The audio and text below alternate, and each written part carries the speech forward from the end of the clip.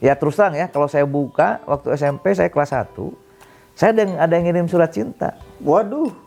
Saya coba buka di WC. WC dibuka. Di WC dibukanya juga bertiga. Di WC dibuka. Sama teman-teman, ini ada surat apa? Ke WC, saya takut kan. Begitu dibuka saya mau pingsan. Apa? Pernyataan cinta dari seorang perempuan. Mau pingsan? Ya, kenapa? Karena saya takut sama perempuan gitu kan. Aduh, gitu. Masya Allah, saya gini, ngambil pas gitu, alah, sendal. Saya turun gini, saya kedorong. Begitu saya lihat ke atas, qadarullah ada kelompok laki-laki pakai ihram keliling ke saya, semuanya berpegang tangan menjaga saya. Sampai suara sama sekali nggak ada. Dan nggak dikenal? Ya dikenal. Yang paling parah itu saya, ya mohon maaf ya, disangka istri saya proyek banyak, proyek ada tapi uang nggak ada. Disangkanya nikah lagi katanya. Oh. Akulah para pencarimu ya Allah.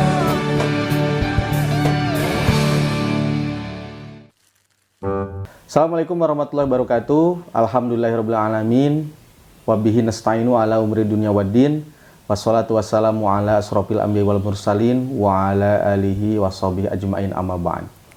Kembali lagi bersama saya Agung Prawoto di program kesayangan kita semua, Ngopi, Ngobrol Penuh Inspirasi. Kali ini saya sudah bersama dengan salah satu tokoh inspiratif Kota Bandung. Beliau sekarang menduduki jabatan penting di DPRD Kota Bandung, yakni sebagai Ketua Komisi A DPRD Kota Bandung. Beliau adalah Mang Haji Rijal Khairul. Mang Haji, Mang Haji. Alhamdulillah. Assalamualaikum warahmatullahi wabarakatuh. Waalaikumsalam warahmatullahi wabarakatuh. Alhamdulillah ini Mang Haji ada menyempatkan waktunya untuk kita ya, untuk teman-teman di Ngopi bisa sharing-sharing tentang perjalanan kehidupan Mang Haji dari mulai Mang Haji dilahirkan sampai sekarang menjadi tokoh inspiratif Kota Bandung. Mang Haji, gimana persiapan Mang Haji untuk 14 Februari Mang Haji ini? Ya, persiapannya seperti biasa. Kita ikhtiar menjemput takdir dan selanjutnya kita serahkan kepada Allah Subhanahu wa taala. Kalau memang itu yang terbaik, insya Allah saya siap untuk menjalani amanah yang memang ini adalah senantiasa adalah amanah dari Allah Subhanahu wa taala. Itu sajalah. Mang Haji itu ini udah periode keberapa, Mang? Insya Allah sekarang saya baru 2 periode, insya Allah sekarang untuk yang ketiga kalinya. Berarti 2014 sampai 2019. Betul. Kemudian 2019 sampai 2024. Betul. Dan sekarang pencalonan yang ketiga berarti. Insya Allah. Oke. Nah, Mang Haji itu di Dapil 6 teman-teman semua, meliputi kecamatan Babakan Ciparai, Bandung Kulon, dan Bojongloa Kidul. Oke. Berarti sekarang mah dipadatkan ya kecamatannya. Dulu mah kan 5 ya kalau nggak salah. Bukan dipadatkan. Jadi sekarang ini Bandung dibagi menjadi 7 dapil. Oh. Jadi dulu dapil 6 ini 5 kecamatan. Jadi sekarang dikurangi gitu ya, karena memang jumlah penduduk dapil 6 ini sangat banyak begitu ya, sehingga dibagi menjadi 7 dapil, dan sekarang memang jadi irit gitu ya. Rasanya 5 menjadi 5, jadi 3 kecamatan ya. Tapi begitu.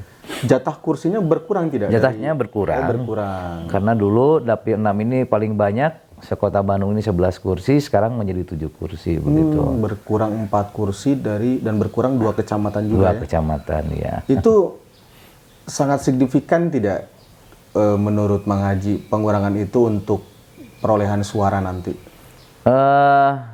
Saya rasa sama saja ya. Sama ya. Ya, cuman memang tinggal bagaimana kita dalam menjalani ataupun juga bersosialisasi dengan masyarakat, yang tentunya tadi ketika kita kemarin 5 dapil kan biasanya ada juga yang memang fokus terhadap semua kecamatan, ada juga yang fokus terhadap beberapa kecamatan. Memang kemarin saya suara terbesar di 2 kecamatan, yaitu Bojongloa Kaler dengan Babakan Ciparai.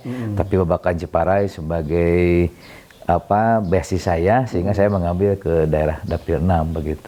Walaupun suara terbesar saya juga yang kedua ada di Bojongloa Kaler begitu kan.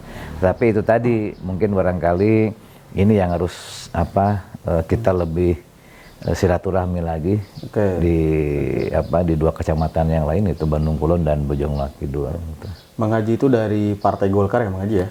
Ya, Partai Golkar. saya Dapil 6 Partai Golkar ya. betul. Nomor urutnya Mang Haji nomor urut berapa? Saya kebetulan karena saya sekretaris partai dan juga sudah 2 periode, saya masih dipercaya untuk di urutan ke-1, nomor 1. Betul. Mudah-mudahan Mang Haji mudah-mudahan diberikan kelancaran. Ya. Nah, Mang Haji terkait tugas di DPRD, Mang Haji kan sudah 2 periode ya. Ini barangkali teman-teman sahabat-sahabat ngopi ini DPRD tugasnya apa sih gitu kan? Ya, inilah yang memang sahabat-sahabat ngopi begitu. Yang perlu dipahami bahwasanya DPRD itu sebetulnya tugasannya 3. Jadi yang pertama adalah membuat peraturan daerah, yang kedua fungsinya adalah penganggaran, yang ketiga adalah pengawasan. Nah, inilah yang memang kadangkala menjadi ketidaktahuan masyarakat gitu ya. Betul. Bahwa dewan itu seolah-olah banyak duit begitu ya. Padahal dewan ini adalah representasi masyarakat, di mana dalam tugas pokok fungsinya adalah tadi dalam segi penganggaran. Jadi kami hanya menyetujui anggaran yang disampaikan oleh eksekutif begitu.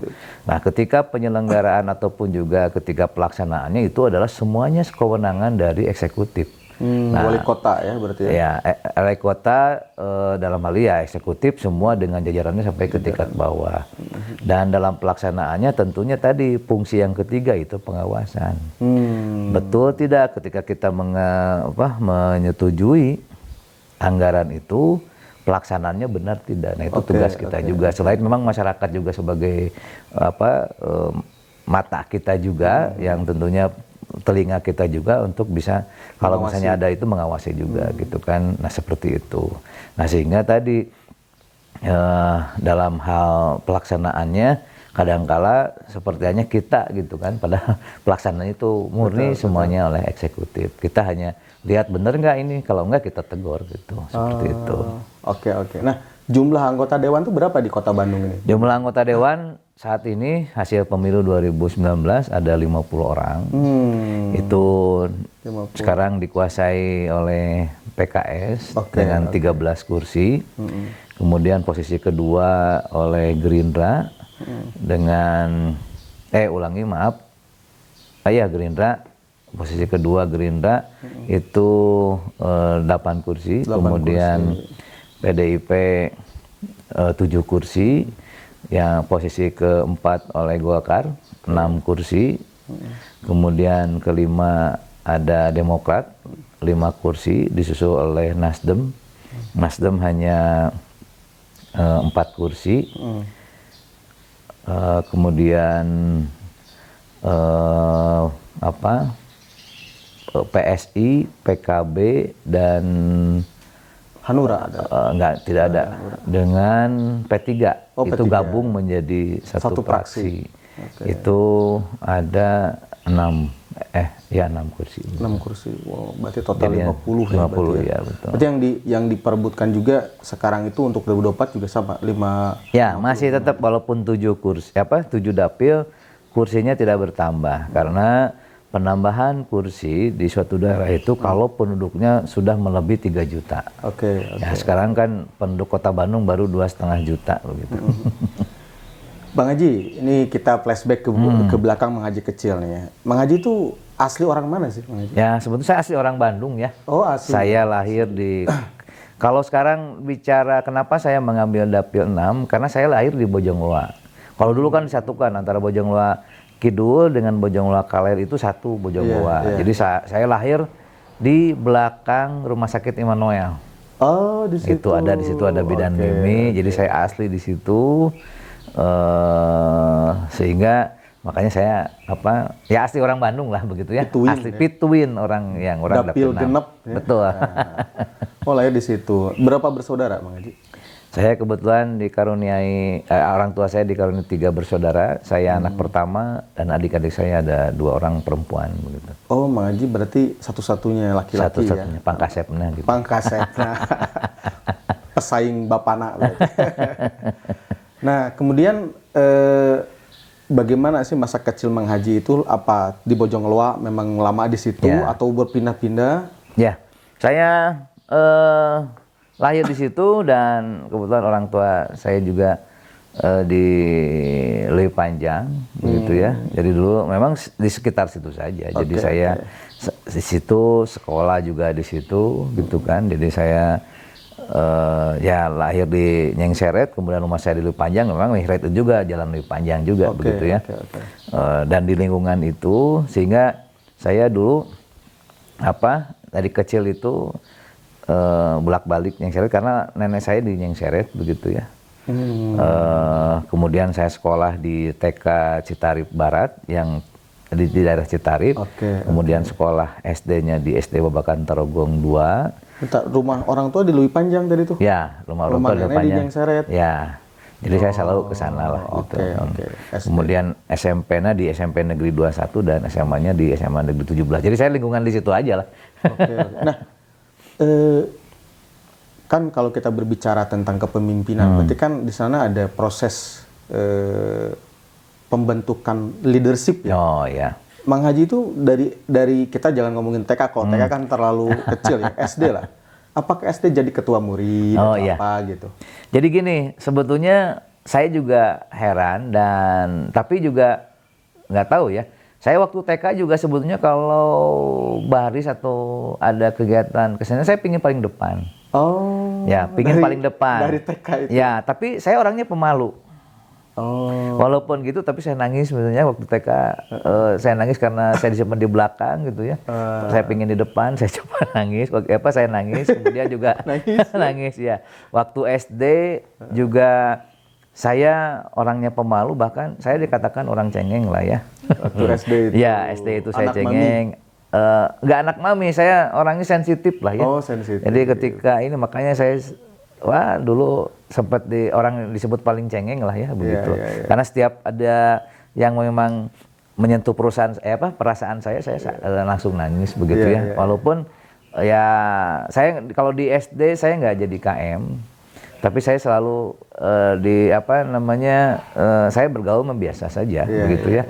Tapi saya sempat menjadi entrepreneur juga waktu SD sih. Maksudnya masa anak SD berbisnis ya? Berbisnis. Saya dulu walaupun di SD, saya paling apik begitu ya. Kemudian saya ketika pergi sekolah saya dibekali jualan jagung atau popcorn. Sama orang tua? Ya, saya sengaja beli, saya bawa sengaja ke sekolah, saya jualin di sekolah.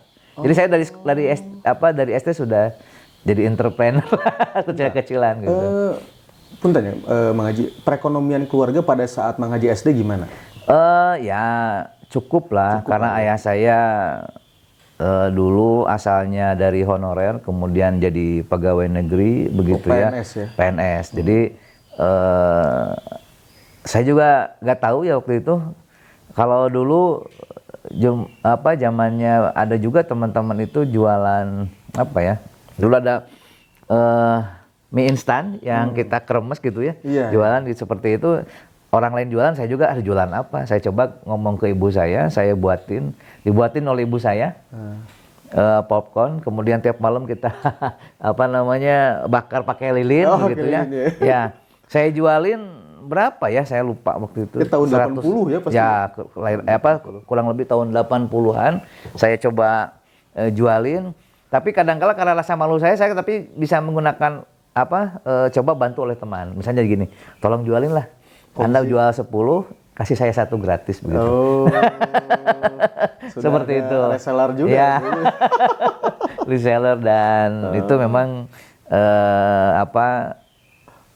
terus-menerus lah saya coba untuk menjadi entrepreneur begitu. Jadi termasuk di SMA juga saya juga sama begitu. Nah itu masih SD nih, masih SD nih. Tadi kan uang jajan berapa sih dulu? Nah saya itu nggak ingat, saya cuma dikasih kurang lebih 100 rupiah ya mungkin ya. 100 rupiah itu kalau zaman sekarang seminggu itu. Karena saya naik angkot cuma 25.000, 25 rupiah gitu, 50 perak gitu ya. Jadi saya kalau misalnya ini, tapi kadang-kala saya juga nggak tahu ya. Ketika saya naik angkot kan dari Lewi Panjang turun dulu itu kan belok ke Kopo, diturunin saya tiap bayar malah nggak diterima bayarannya. Karena dekat. Ya nggak tahu ya, saya jadi pas mau bayar udah nggak usah turun gitu. Jadi saya nggak, malah tadi ketika saya jualan popcorn itu, saya pulang sekolah itu suka ngitung hasil penjualan saya. Karena apa? Takut hilang uangnya. Jadi misalnya ini di saku itu misalnya ada 1.000 gitu ya. Saya sambil megang angkot. saku, enggak angkot, saya jalan kaki. Oh, jalan kaki pulangnya. Pulangnya jalan kaki, saya hitung 1, 2, 3, 4 sampai pulang nyampe ke rumah. Karena apa? Saking apiknya saya takut hilang itu 1 rupiah pun gitu. Saya hitung begitu. Oke, itu disetorkan ke orang tua? Ya, setorkan. Jadi motivasi dulu jualan itu memang tidak disuruh oleh orang tua, tapi keinginan sendiri buat tambah uang jajan intinya. Ya, jadi saya mencoba untuk uangnya juga kelebihannya saya simpan di celengan saya begitu. Oke. Itu hasil jualan itu pernah dibelikan barang apa sih yang paling berkesan? Dulu. Apa ya? Saya lupa sih kalau itu ya. Game nggak ya? Video game gitu? Enggak. Saya kadang-kala dulu karena orang tua saya cukup lah ya, bukan cukup. Maksudnya lihat kalau tetangga waktu itu kan punya Nintendo lah dulu ya. Kemudian punya game gitu, kita hanya liatin aja. Waktu itu. Ya, jadi paling saya senangnya naik sepeda aja lah gitu. Nah, waktu itu Mang Haji, zaman itu kan masih Ebtanas ya? Masih evaluasi belajar tahap nasional ya. Kalau sekarang kan bahasanya UAN. Ebtanas itu Mang Haji itu cita-cita waktu lulus SD itu pingin ke SMP mana sih cita-cita awalnya? Pengen masuk sebetulnya, nah inilah yang saya kadang tadi saya katakan di awal, saya orang cengeng ya. Saya ditanya sama guru, saya ditanya sama orang tua mau jadi apa, saya nangis. Waktu SD itu? Ya, karena saya tidak bisa mengungkapkan kata-kata. Jadi saya pinginnya misalnya dulu kan, dulu waktu kecil pengen jadi insinyur, pengen jadi sarjana hukum, gitu, teman-teman kan begitu. Saya memang waktu itu cita-cita memang tetap jadi insinyur dan sarjana hukum sebetulnya waktu itu. Cuman nggak berani untuk mengungkapkan, jadi ketika katanya malah nangis gitu. Malah ya terus terang lah, saya waktu SMP juga paling takut sama perempuan. Karena saya orangnya malu ya. Jadi kalau misalnya saya lagi jalan, di depan ada teman saya, itu kenal, saya gak berani nyapa. Saya lebih baik nyebrang dulu, baru disusul, baru nyebrang lagi. Saking gak maunya untuk ngobrol begitu ya. Introvert berarti ya? Saya kalau dibilang introvert enggak, tapi karena mungkin saya nggak tahu harus ngomong apa begitu ya. Termasuk ketika ada telepon berdinding sebelah pun saya nggak berani ngangkat. Karena saya nggak tahu harus ngomong apa gitu. Itu perjalanan saya ketika kecil begitu ya. Padahal ketika SMP juga sama. Saya disuruh jadi ketua OSIS, saya kabur. Padahal saya jadi ketua kelas. Saya ketika SMP jadi ketua kelas dari kelas 1 sampai kelas 3. Tapi ketika karena saya ketua kelas, saya dipanggil oleh guru untuk malah jadi saya yang tadinya suruh jadi ketua OSIS, saya kabur. Saya nggak datang gitu ya ketika seleksi OSIS gitu karena nggak mau, saya nggak bisa apa-apa gitu. Saya nolak, bukan nolak, saya nggak datang aja. Ternyata saya dipanggil lagi untuk perwakilan dulu MPK ya, Majelis Permusyawaratan Kelas. Kalau di pemerintah pusat mungkin MPR-nya gitu ya. Jadi saya panggil 5 orang, nggak jadi ketua OSIS malah jadi ketua MPK. Atau di atasnya ketua OSIS. Iya. Seperti itulah ya ceritanya gitu ya. Dan ini ya walaupun saya aktif di Pramuka, kemudian juga ini akhirnya ketika SMA juga sama. Saya dari kelas 1 sampai kelas 3 saya jadi ketua kelas begitu ya. Malah jadi ketua OSIS gitu. Waktu SMA? Waktu SMA, padahal saya juga nggak tahu saya bisa apa gitu kan. Tapi mungkin saya sempat ngomong ke teman sebangku. Begitu ada kakak kelas, ini udah ada KM-nya belum? Saya ngomong ke sebangku. Namanya Dudi. Coba sebentar lagi ini pemilihan ketua kelas. Saya yakin saya jadi ketua kelas begitu. Itu ternyata iya, begitu datang kakak kelas, ini udah ada KM-nya belum? Belum. Dicari-cari, udah Rijal, setuju nggak? Semuanya setuju. Saya bilang, aduh saya nggak bisa. Tapi ya itu kepercayaan teman-teman. Jadi Memang saya juga nggak tahu, karena kan kepemimpinan itu kan ada yang memang dibuat, Iya, dibentuk ya. ada yang dibentuk, kemudian juga emang ada dari lahir, begitu kan, dan memang ada juga yang didorong kan gitu ya, Betul, betul. dijadikan begitu. Nah saya juga, Digebruskeun, ya. ya seperti itu. Disuntrungkeun. Jadi saya juga nggak tahu tuh, kepercayaan, termasuk di daerah. Iya. Di daerah, saya juga ketika saya pindah ke Cibolerang, walaupun orang tua saya orang Cibolerang asli ya, orang Cirangrang gitu. Karena orang tua beli di Cibolerang. Jadi saya begitu tahun 92, saya ke Cibolerang, khususnya ke RW 6 Margai Utara. Waktu itu kebetulan mau 17 Agustus. Saya diundang sebagai pemuda, malah terpilih jadi ketua Karang Taruna RW 06. Itu waktu Margai SMA Utara, berarti? SMA ya. Saya bilang, aduh, saya itu sempet ya waktu sekolah dulu, waktu SMP, kemudian waktu SMA, SMP lah saya juga, saya pingin pindah sekolah. Kenapa? Karena saya selalu jadi ketua kelas.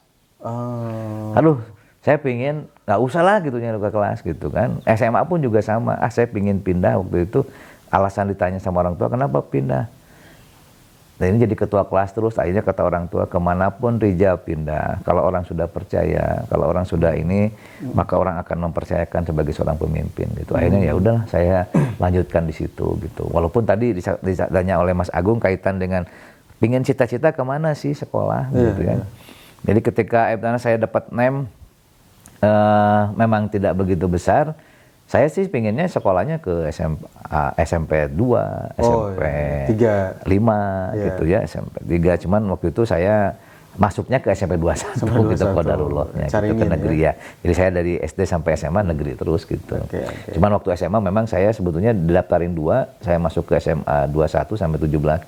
Tapi karena saya sakit, waktu itu kebetulan orang tua saya lagi ke Mekah, udahlah yang deket di 17 aja gitu. Ya udah, ini saya di SMA 17. Dulu role model siapa sih, kok pingin cita-cita pingin jadi insinyur sama sarjana hukum itu Ya. ngelihat siapa gitu? Sosok siapa gitu? Saya nggak lihat sosok siapa-siapa sih sebetulnya. Cuman karena itu tadi, makanya tadi di awal saya katakan, saya ditanya cita-cita malah nangis gitu. Karena apa? Bingung saya mau jadi apa. Karena apa, teman-teman ada yang pengen jadi sarjana hukum, pengen jadi insinyur, sedangkan saya nggak tahu saya harus jadi apa. Berarti gitu kan. ngikutin temen mungkin pada Ya, saat gitu. itu Tapi saya juga akhirnya ya ketika kuliah juga sama, orang tua mintakan. Tadinya orang tua mengharapkan karena kakek saya seorang tentara, begitu ya. mau masuk tentara. Pingin jadi tentara. Saya coba itu cuman nggak lulus begitu ya. Tes juga dulu. Tes juga, saya tes tentara Tahun berapa itu berarti? tahun 94 saya Lulus SMA langsung. ya lulus.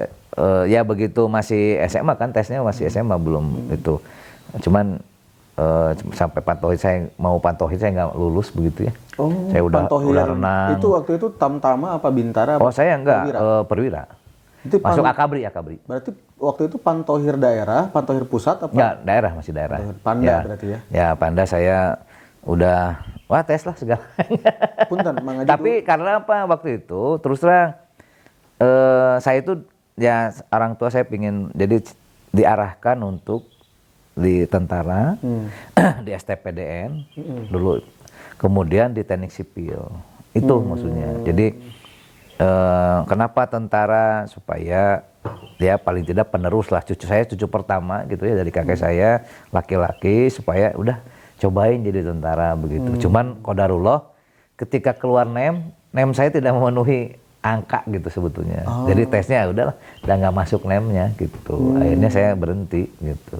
Jadi tidak lulusnya karena NEM-nya saya tuh sebetulnya gitu. Ingin masuk akabri itu. Ya kan NEM-nya harus bagus ya. Harus bagus lah gitu. Saya kurang waktu itu jadi nggak jadi. Sebenarnya kalau masuk selain akabri bisa mungkin ya, kalau masuk Bintara atau Tamtama. Oh bisa. Kemungkinan bisa. lulus sepertinya. Insya Allah. Tapi itu karena kan kalau akabri itu kan NEM-nya itu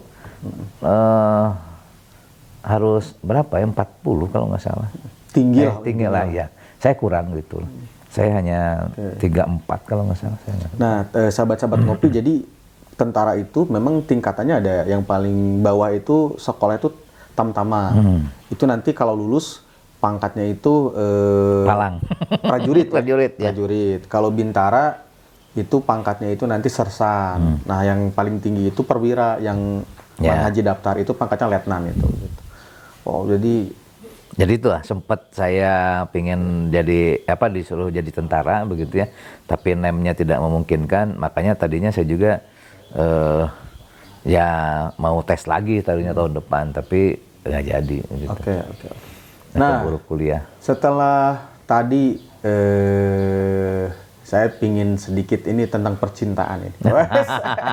Kan ini ngobrol ngopi ini biar sesuatu hal yang memang belum pernah diobrolkan di tempat yang lain kita tanya. Mang Haji, kapan sih pernah punya rasa ke lawan jenis gitu? Ya, normal namanya manusia Mang Haji ya. Betul. Manusia.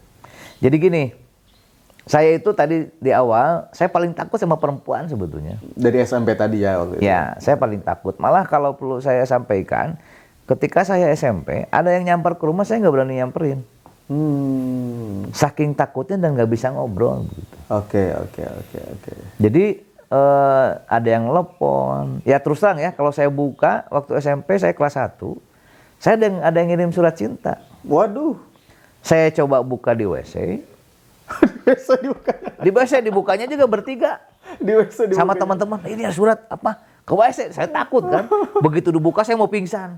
Apa? Pernyataan cinta dari seorang perempuan. Mau pingsan? Ya, kenapa? Karena saya takut sama perempuan, gitu kan. Aduh, gitu. Jadi, ini mencetak. Tapi saya udah tahu orangnya siapa. Cuman dia ada tanda tangan, gitu ya, inisial, gitu. Tapi saya tahu orangnya begitu. Malah ketika SMP pun, saya itu ketika SMP juga, saya itu kakak kelas ada juga yang nyatain cinta. Jadi saya tuh nggak tahu ya banyak yang Rijal, teteh bogoh ka Rijal seperti itu. Tapi saya nggak tanggapi ya nggak benar gitu ya segala macam gitu. Jadi saya sejak SMP seperti itu nggak saya tanggapi sih ya. Memang kelas 3 saya sempat juga ketika orang yang banyak ya bukan banyak ya, ada yang mengejar saya gitu ya. Saya kelas yang ini saya juga sempat lah kelas 3 coba mendekati gitu ya lawan jenis begitu ya, tapi setelah beres SMA udah enggak lagi gitu. Fokus kuliah berarti ya waktu enggak, itu ya? Sampai itu SMP. Oh SMP. Ya SMP gitu kan, itu juga saya nggak tahu ya itu mungkin cinta monyet atau apa, saya juga nggak tahu lah. Nah cuman waktu SMA saya sakit, dia di SMA 18, saya 17 datang juga ke rumah, tapi saya nggak pernah ada komunikasi lagi sih sebenarnya gitu. Jadi ketika SMA saya punya saya ya jatuh cinta lah. Ya wajar ya. Ya saya jatuh cinta kelas 2 walaupun dengan perjuangan begitu ya. Dan bahkan ketika saya ketua OSIS banyak adik-adik kelas yang ya rebutan. Iya, namanya ketua OSIS itu kan. Seperti itu, malah ketika saya ospek anak-anak sekolah kelas 1 itu saya itu hampir mendominasi. Kan dulu ketika kalau ospek kan ada kakak-kakak gitu ya. Misalnya terapi, terganteng, terbaik, terfavorit segala macam. Itu sampai semua sama saya. Kecuali yang jeleknya enggak gitu. Di situ sampai ada adik kelas saya waktu kelas 3. Adik kelas saya adik kelas saya sampai begini. Oh kak, waktu meni sama semua kakak gitu. Jadi ketika diumumkan teh kakak terapi saya. Karena saya dulu satu nggak pernah mabal, saya itu nggak pernah keluar. Terus kemudian saya ngomong, kalaupun Indonesia atau Sunda saya halus gitu. Saya nggak pernah ngomong kasar. Makanya kalau ada perempuan yang ngomong kasar, cenah era jeung si Ijal mah ngomongnya lemes gitu kan. Kemudian ya baju saya nggak pernah dikeluarin. Dan saya juga nggak pernah bolos gitu. Sekolah. Gitu karena ketua OSIS, jadi ya seperti itu gitu jadinya. Nah, Mang Haji, ketika tadi sebelum kita lanjut Mang Haji, ngopi dulu. Oh iya, aduh ini kita kan program ngopi nih Mang Haji. Jadi ngobrol penuh inspirasi dan kita ini disponsori oleh Lot of Kopi Al-Fathu. Ini dari Kang Haji Andris. Wah, Kang Andris ya. Kang Haji Andris. Luar biasa. Ini kebetulan Kang Haji Andris menyponsori ini kopi ya. Kebetulan beliau juga adalah sahabat dari Mang Haji Rijal. Luar biasa. Iya, luar biasa ya kopi apa? Kalau ini lot of coffee. Love of kopi. Gimana Mang Haji? Oh. Kopinya tadi enak nggak? Wah enak banget nih. Luar Saya kan biasa. biasanya kopi tanpa gula nih ya. Iya. Ternyata saya nggak tahu nih Kang Andris punya kopi ini luar biasa Ini nih. lokasinya di DPRD Kabupaten Bandung. Oh gitu ya. Jadi- wah Kang Andris nggak ngotak-ngotak saya nih punya kopi nih. Bisa nanti silaturahmi kan. Ya insya Allah kan. Nah ini jadi acara ngopi ini disponsori oleh 5 sponsor. Yang pertama ada Lot of Coffee, Kang Haji Andris, kemudian ada Taruna Beton. Oh terlalu betul. Itu adalah Kang Mas Haji Purnomo, Masya dia pengusaha Indramayu. Kemudian juga ada Jaket Keren, Cool and Calm, Kang Sekjen, Sekretaris Jenderal LPNU, itu beliau di Garut.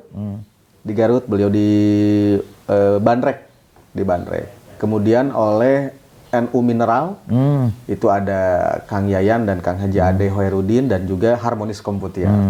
Gitu, Masya Allah saya luar sendiri. biasa ya. Jadi, Mudah-mudahan acara ngopi ini sukses terus. amin, amin. Bisa membawa informasi kepada masyarakat, terutama ya memang keberlanjutan dan juga banyak followernya nih tentunya. Yang memang terinspirasi lah dengan Oke, kegiatan. Baik, Mang Haji, kita lanjut. Nah, ini Mang Haji setelah lulus SMA nih, masa-masa SMA, kemudian Mang Haji lanjut ke universitas. Itu Mang Haji sempat daftar kemana saja universitas itu? Jadi saya sebetulnya dulu sempat les ya di salah satu tempat les. Sebetulnya dulu diarahkan oleh orang tua kuliah itu saya harus teknik sipil. Sampai saya nggak tahu teknik sipil itu seperti apa gitu ya. Karena apa? Karena basis orang tua saya selain memang PNS, dulu juga kebetulan orang tua saya suka ngerjain pekerjaan proyek-proyek begitu ya. Jadi orang tua saya mungkin berpikir bahwa ini adalah pekerjaan yang memang mudah ataupun juga cocok lah gitu ya untuk bisa dikerjakan oleh saya begitu. Kenapa? Akhirnya menyuruh untuk teknik sipil. Jadi saya juga sempat sekolah di UNWIM, Universitas Minaya Mukti, teknik sipil begitu ya. Walaupun tidak beres begitu. Karena saya sekolahnya 2. Jadi satu lagi saya di Universitas Langlang Buana. Tadinya saya ngejar untuk jadi PNS. Karena orang tua saya selain memang pengusaha setelah jadi kontraktor juga masih PNS gitu. Jadi di mana Bapak tuh PNS-nya? PNS di Kota Bandung gitu. Di Dispenda, ya. Jadi Dispenda, sehingga waktu itu ya udahlah jadi PNS aja, makanya saya malamnya saya sekolah dibarengi sekolah karyawan, kelas karyawan gitu. Di Unla itu. Di Unla. Jadi saya beresnya sebetulnya lebih cepat dari Unla di Unla gitu ya. Jadi teknik sipilnya saya sudah tingkat 4, saya tingkat nyusun tapi saya tidak teruskan. Di Unla waktu itu jurusannya apa? Ilmu pemerintahan. Karena kan targetnya saya mau jadi PNS. Gitu. Nah, tapi setelah lulus saya terjun ke dunia usaha. Ya, salah satunya di kontraktor. Tahun berapa itu memulai? Itu saya sebetulnya memulai sejak kuliah.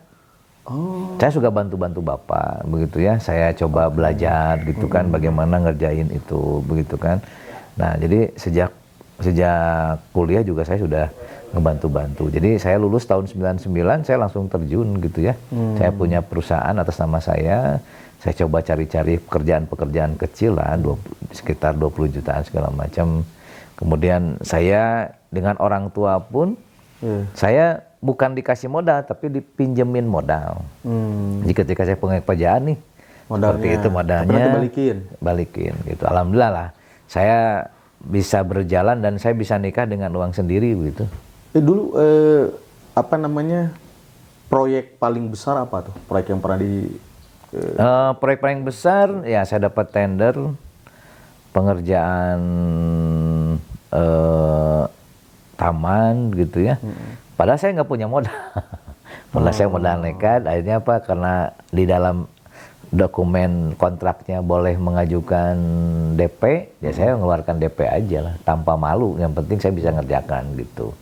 Jadi ada kemudian jadi saya saya kebanyakan sih ngerjakan di pemerintahan tuh ngerjakan perbaikan kecil lah, kelurahan gitu, kecamatan. Ketika memang waktu itu saya dapat pekerjaan, kemudian saya bikin ruang kelas gitu, sekolah-sekolah, kemudian trotoar, jalan, seperti itulah.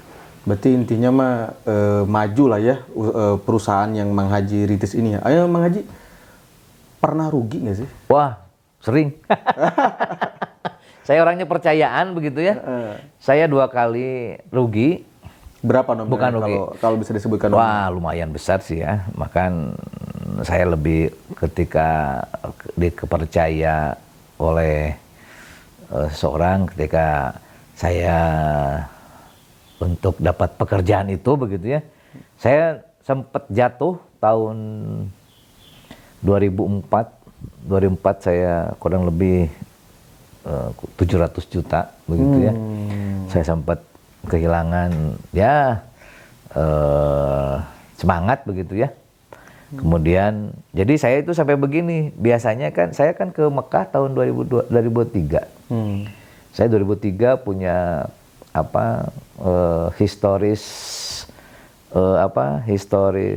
keajaiban yang saya pernah alami begitu ya.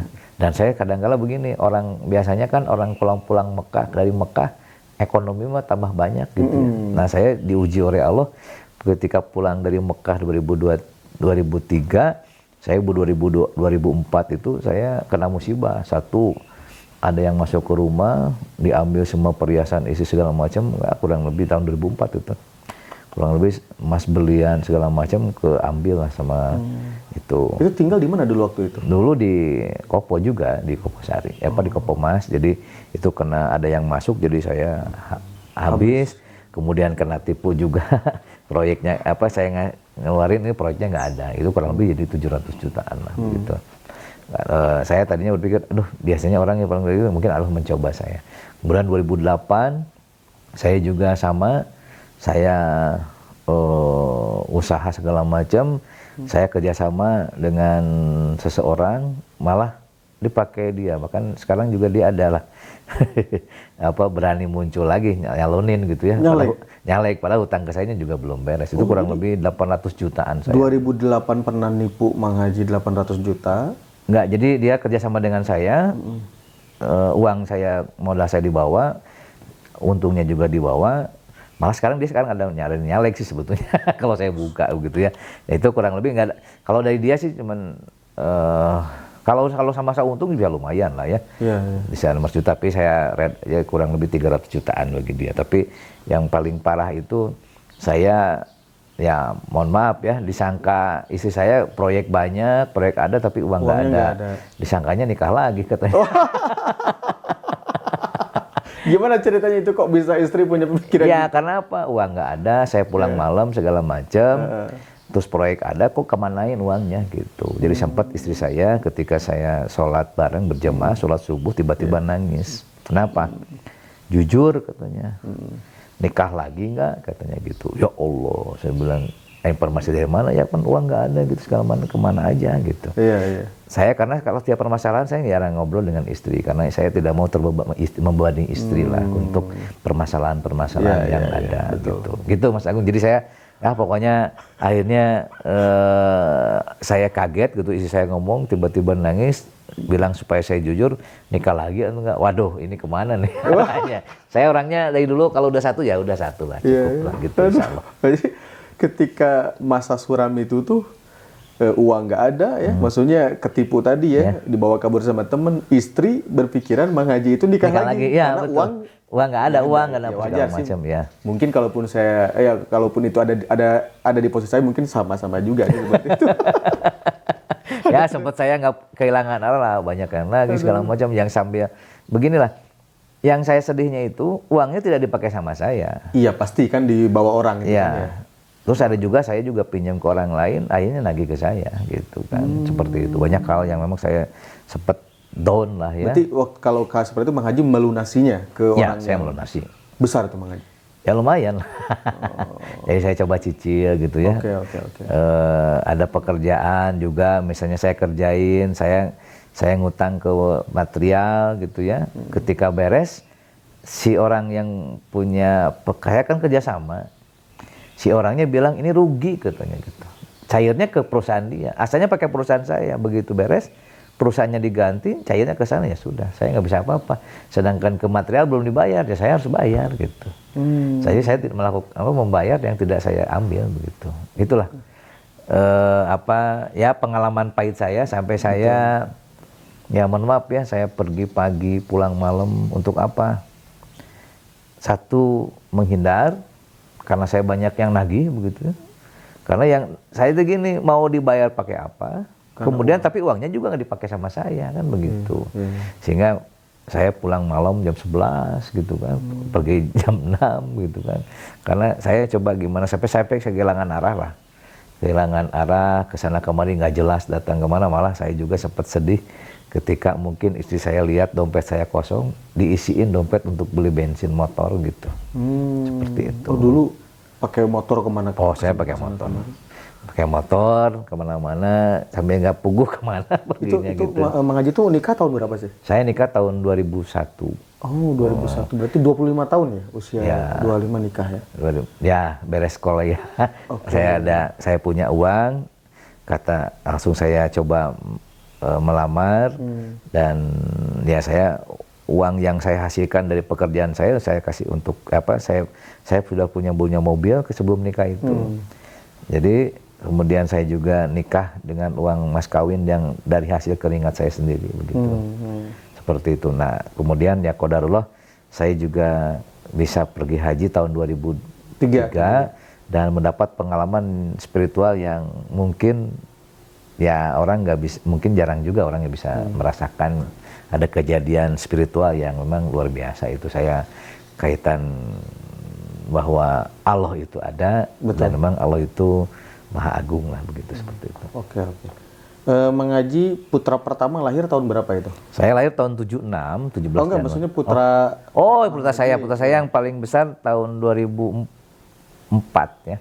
Oh jadi dari nikah itu 3 tahun ya menunggu? Ya kebetulan waktu itu istri saya. Memang program? Enggak. Program. Oh ya di program karena istri saya masih kuliah. Masih kuliah karena saya pengen istri saya juga sarjana ya saya tunggulah.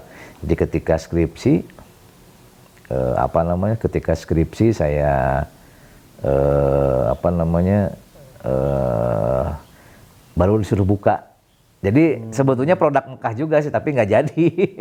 Jadi saya 2003 akhir itu saya kan ke Mekah. Iya. Tadinya saya pingin produk Mekah, datang ke Bandung keluar lagi. Jadi begitu pulang saya 2 kali keluar istri baru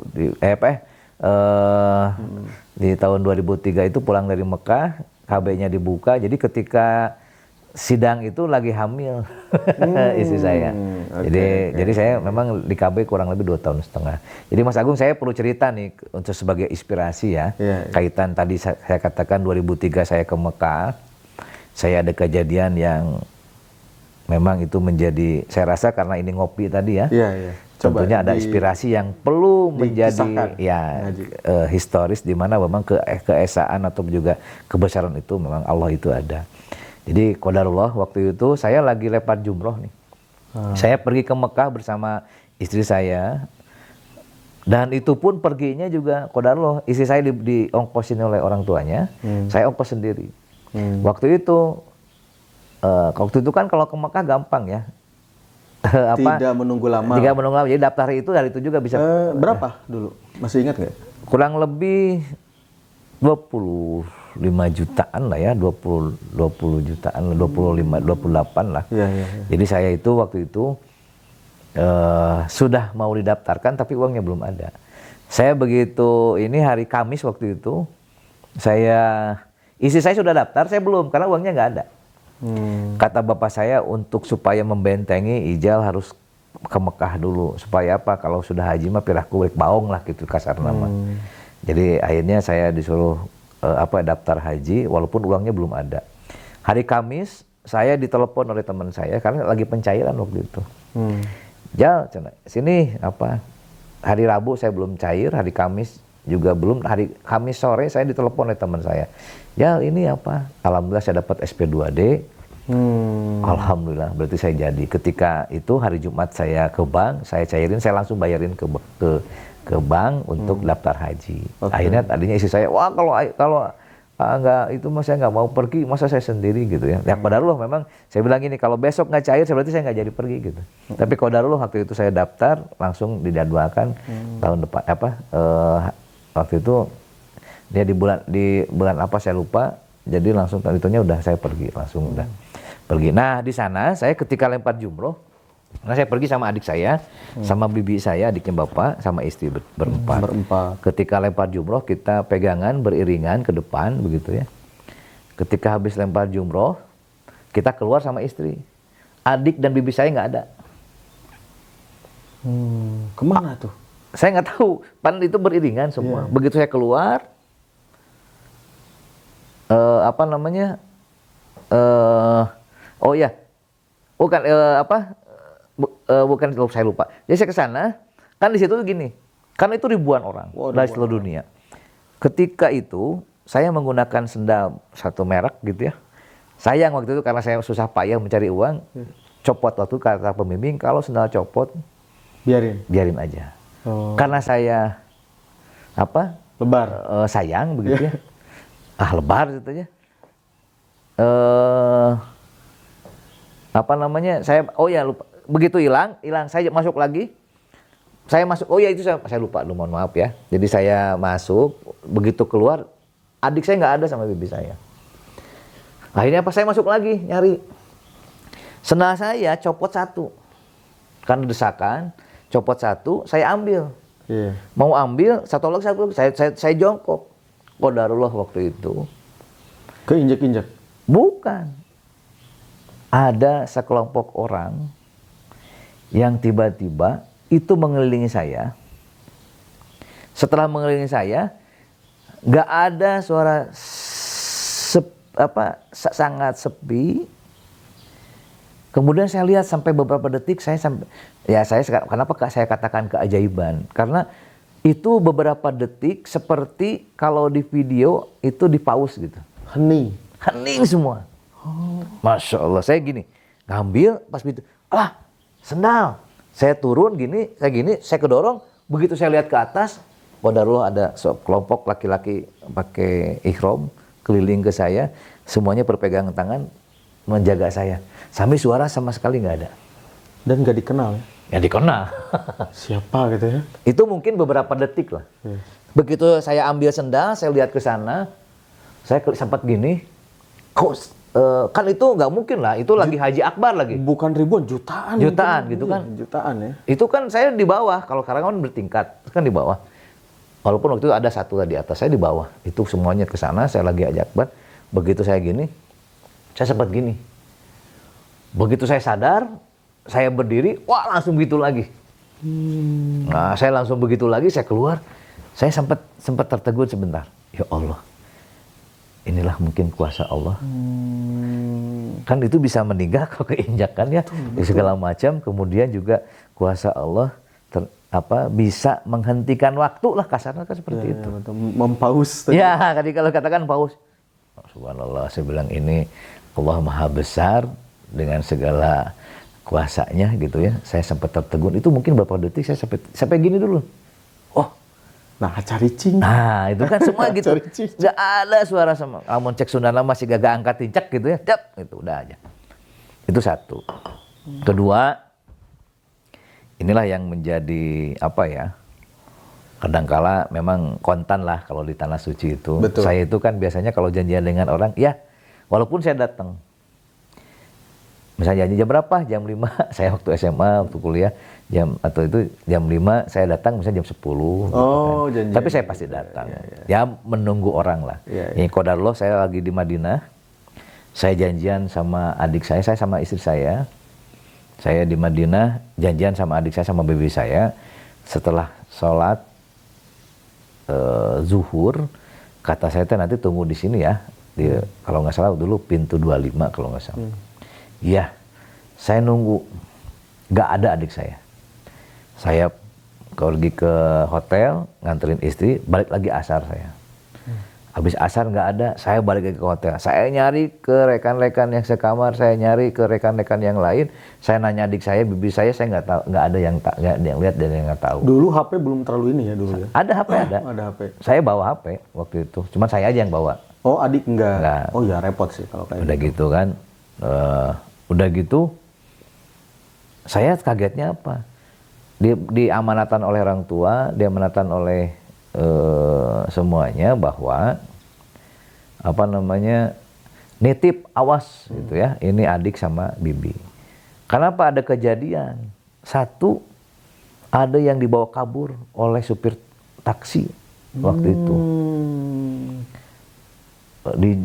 Dibunuh, dibuang di Padang gitu satu. Yang kedua ada juga yang laki-laki mau kayak cadar masuk ke WC perempuan itu kan itu waktu haji di sana saya kaget. Jadi saya ada kejadian-kejadian seperti itulah ya. Jadi saya takut ya, alah hilang, takut ada yang nyulik atau hilang atau kemana gitu ya. Pikiran saya wah udah nggak karuan lah gitu.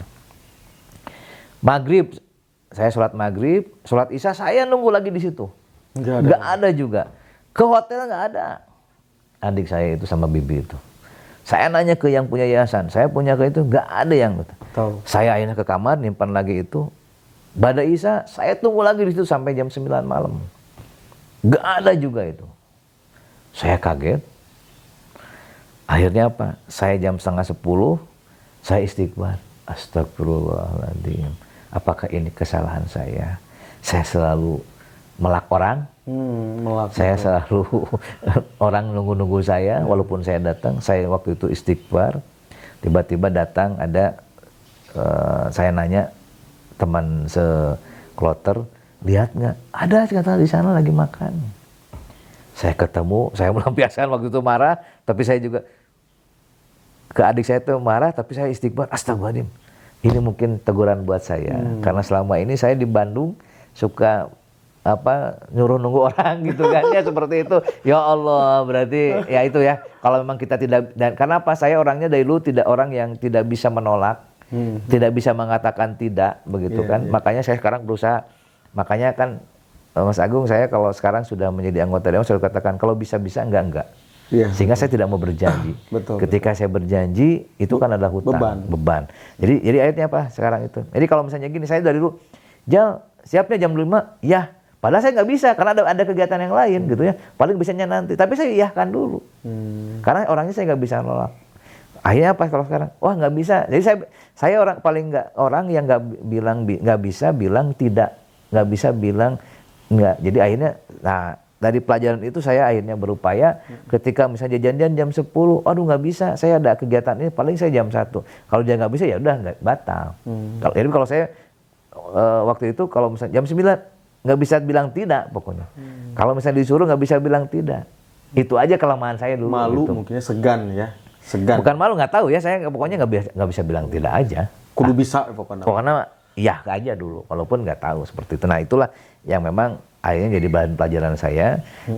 Nggak boleh orang dibuat menunggu begitu ya, tanpa ada kepastian. Sehingga saya selalu menyatakan kalau bisa-bisa enggak. Kalau dulu bisa enggak? Bisa aja dulu. Nah kayak ada teman. Tapi kalau misalnya kalau sekarang bisa enggak? Nggak bisa. Ya udah nggak bisa. Sekeras apapun, sekecil apapun, contoh misalnya termasuk sama orang tua misalnya. Bisa enggak? Nggak bisa aja. Kalau dulu saya nggak bisa nolak gitu ya. Maksakeun ya udah. Walaupun telat gitu. Tapi itu kan membuat jantung berdebar. Betul. Dari zuhur sampai 9:30 malam. Itu dia akhirnya pas tanya, ya ini katanya bibinya ngajak, udahlah nanggung, kita nunggu asar aja di masjid gitu. Jadi sholat asar. Udah sholat asar, dia nggak ke hotel juga, udahlah kita di masjid aja. Nunggu maghrib sampai isya, sholat isya, baru keluar dia makan ke restoran. Jadi baru makan jam 9 lebih, untuk pulang dari restoran 9:30, ketemu di jalan, saya sempat meluap gitu ya. Saya nangis deh, aduh atau ada ambek ada gitu ya. Aduh ya Allah, saya bilang. Pas begitu adik saya juga nangis, karena apa? Mungkin saya lihat saya kayak marah gitu ya. Saya marah itu bukan karena kesal itunya, tapi satu kan sudah janjian gitu ya. Takut hilang karena kan saya diberi beban gitu ya. Nah itulah akhirnya saya punya pelajaran bahwa Allah Maha Agung, Allah Maha Kuasa. Satu pelajaran yang menjadi inspirasi saya adalah kita jangan pernah menyampingkan keberadaan Allah itu memang ada. Allah bisa segalanya dan tidak ada yang tidak mungkin bagi Allah. Sehingga tadi demi waktu gitu ya Mas, bahwa Allah bisa menghentikan waktu kan begitu. Betul. Ketika tadi kejadian saya waktu jumroh gitu ya, beberapa detik bisa menghentikan waktu orang, dan itu orangnya juga diam semua, nggak ada yang ngomong. Saya nggak dengar sekecil apapun. Yang kedua, bahwa memang dalam kehidupan ini ketika kita jangan banyak berjanji. Ini ada kaitan dengan jabatan saya sekarang. Gitu kan. Betul. Ketika saya berjanji, ketika saya memang mengatakan itu harus benar, itu harus tepat, dan itu harus dilaksanakan. Iya. Ini adalah sebuah komitmen saya dalam kehidupan. Ketika saya pernah menjanjikan, ternyata misalnya tadi janji itu adalah harus ditepati, begitu ya. Karena apa? Orang menunggu. Iya. Itu kan seperti itu. Dan tentunya ada juga satu inspirasi buat saya adalah ketika saya, karena dulu sering saya suka usaha begitu ya, saya suka pinjam, atau juga misalnya contoh saya pinjam ke material, saya dapat inspirasi juga dari sahabat saya. Kata beliau, "Mang, upami urang gaduh hutang, segera bayar." Kenapa? Allah akan kontan juga waktu itu kalau kita tepat waktu membayar hutang, maka Allah akan memberikan rezeki kita lagi. Dan itu memang subhanallah saya merasakan sekali. Dulu saya ketika saya usaha, contoh misalnya Mas Agung ya, cairnya tanggal 20-an. Lumayan nanti aja tanggal 1. Ketika saya belum tahu riba. Lumayan lah kalau disimpan di bank, ngelap dulu kan lumayan. Ada lebihnya kan seperti itu. Walaupun nggak seberapa. Kecil. Kecil. Tapi lumayan lah. Akhirnya apa? Ketika saya misalnya cair tanggal 10 atau tanggal 20, nanti aja bayarnya tanggal 1. Tanggal 5. Karena apa? Kita tidak tahu bahwa orang itu yang kita pinjami, orang yang kita nganjuk gitu ya ke toko, kan dia lagi butuh. Kenapa dilama-lama? Uang ada, kenapa nggak segera dibayarin? Dan qadarullah, memang ternyata saya coba itu ketika saya misalnya contoh beres, cair, begitu itu saya ambil ke bank, saya bayarin, dan kontan, waktu itu juga saya dapat pekerjaan lagi. Kemudian saya coba ada hutang ke teman saya. Ya, saya bayar hutang, misalnya saya punya hutang 5 juta. Ternyata masuk lagi 10 juta. Tidak menunggu lama. Nah, inilah yang memang menginspirasi kita kadangkala, orang yang punya hutang kadangkala, makanya kan dalam keterangannya juga kan ketika ada orang hutang ke kita harus mengingatkan kan gitu. Karena kita jadi dosa kalau tidak demikian gitu kan. Betul. Tapi kadang-kala kan kita juga capek nangis-nangis terus kan gitu. Jadi malu kitanya nangis. Jadi malu kan seolah-olah seperti apa. Nah, makanya ini adalah inspirasi yang mungkin teman-teman ngopi semua juga harus pahami bahwa hutang itu harus dibayar kan gitu. Hutang harus dibayar. Kita harus ingatkan, dan kita juga ketika berjanji juga itu adalah bagian dari hutang yang harus kita bayarkan begitu. Dan ketika ada seberapa pun ya harus segera kita bayarkan. Dan ini memang menjadi menginspirasi kepada saya bahwa memang Allah tidak akan menerima orang jenazah kita kalau kita punya hutang kan begitu. Rasulullah juga begitu kan. Ini masih berhutang, kalau hutang kita tidak bisa salatkan. Untuk segera dibereskan dulu masalah-masalah hutang piutang itu. Makanya tadi saya kadangkala orang yang begitu mudah seseorang menyatakan pinjam gitu ya, tapi ketika orang itu pinjam lupa akan bayar. Beliau ketika mau pinjamnya, seseorang itu siang, malam, pagi, sore datang ke kita, ngejar-ngejar kita, nelpon, datang segala macam. Ketika sudah diberi lupa. Betul. Ya kan seperti itu. Kita kan sebetulnya ya minimal ada bahasa lah ya, mohon maaf belum ada segala macam kan kita juga tahu. Misalnya dia belum ada, tapi kan jadi jangan seolah-olah kita ngejar-ngejar terus kayak debt collector kan begitu. Nah, itulah mungkin salah satu memang tadi inspirasi yang memang perlu kita pahami bersama berkaitan dengan beberapa kegiatan yang memang tentunya akan berpengaruh terhadap kehidupan kita. Jadi insya Allah itu pasti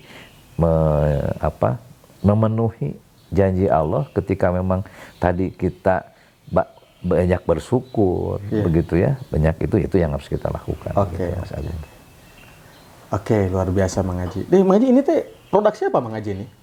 Aduh, ini ada salah satu rekan saya, beliau agen ini, dan beliau ini biasanya kalau ada kegiatan-kegiatan suka supporting gitu ya kaitan dengan ini. Mungkin nanti sahabat ngopi juga bisa datangi nanti sahabat saya Bubun begitu ya. Oh, Ibu Hajah Ani ya? Ya, Bu Hajah Ani. Ini kalau misalnya supporting kaitan ini, kalau memang ini selalu biasanya ditampilkan begitu ya. Mudah-mudahan tadi ada 5, mudah-mudahan ini jadi salah satu sponsor juga nih. Ini Happy Tro ini ya. Happy Tro yang air de mineral ya. Ya, insya Allah ini halal begitu ya, ada logonya. Nah, Mang Haji, sekarang saya ingin masuk terkait Mang Haji ketika pencalonan jadi DPRD ya. Yang pertama ya. Itu prosesnya gimana Mang Haji? Kan Mang Haji kan maksudnya itu yang pertama biasanya kan deg-degan ya. Terus target suara berapa, kemudian mencapai suaranya berapa gitu. Tapi sebelum itu saya ngopi dulu ya. Oh iya, siap Mang Haji. Iya ini sahabat ini ngopi. sahabat ngopi. Lot of Coffee. Nah itu Masya Allah. Baik, Mas Agung. Jadi sebetulnya proses pencalonan saya sebagai anggota DPRD prosesnya begitu panjang. Kenapa katakan panjang? Karena saya dari bawah. Saya perjalanan politik saya, perjalanan karir saya di bawah. Saya tidak ujug-ujug langsung di atas. Iya. Walaupun waktu itu saya sebagai ketua forum pemuda mahasiswa Partai Golkar Jawa Barat gitu ya. Saya juga diawali dari saya bendahara partai di kelurahan. PL ya. PL. Waktu itu Komlur, kalau Komlur. Kemudian saya naik jadi sekretaris kecamatan. PK, kemudian naik jadi wakil ketua, kemudian turun lagi sekretaris dan naik lagi jadi ketua. Dan saya akhirnya jadi ketua partai. Nah, di saat saya jadi sekretaris partai, saya memang beberapa kali ditawari untuk jadi anggota DPRD. Waktu itu masih nomor urut. Dan waktu itu orang tua saya, bapak saya sebagai bendahara partai, saya 3 kali dicoret Mas Agung. Jadi saya 97 ketika saya mahasiswa, saya sudah ditawari untuk jadi calon anggota Dewan Provinsi. Waktu itu zaman Pak Abdul Nur Haman, Ketua Golkar Jawa Barat. Cuman bapak saya nyoret, jangan dulu lah.